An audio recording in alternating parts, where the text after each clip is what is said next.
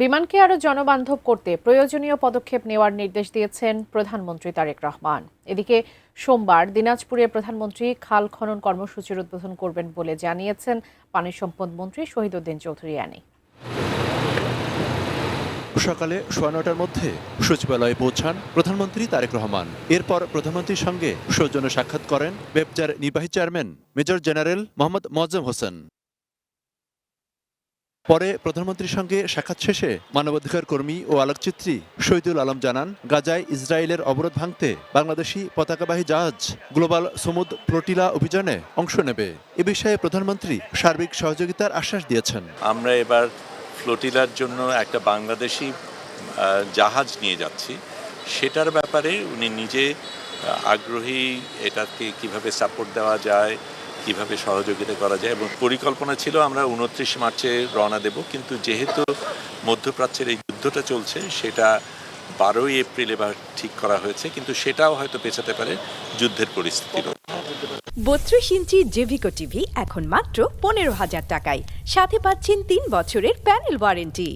এরপর বৈঠক শেষে বিমান পরিবহন ও পর্যটন প্রতিমন্ত্রী এম রশিদুজ্জামান মিল্লাত জানান, ঢাকার বিমানবন্দর থেকে বের হওয়ার পথ 2টি থেকে 3টি করার সিদ্ধান্ত হয়েছে। মধ্যপ্রাচ্য পরিস্থিতি নজর রেখে আরও নতুন রুট চালুর পরিকল্পনা চলছে।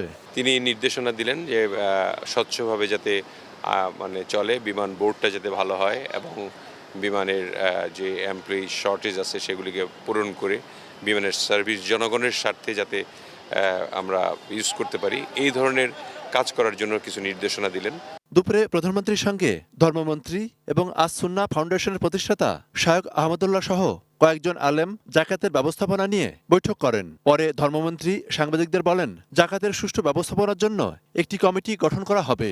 মাননীয় প্রধানমন্ত্রীর নেতৃত্বে এই জাকাতের ব্যবস্থাপনা অনেক উন্নতি হবে এবং ফলপ্রসূ হবে। আল্লাহর হুকুম অনুযায়ী জাকাত যেভাবে মানুষ দেয় সে ব্যবস্থা হবে।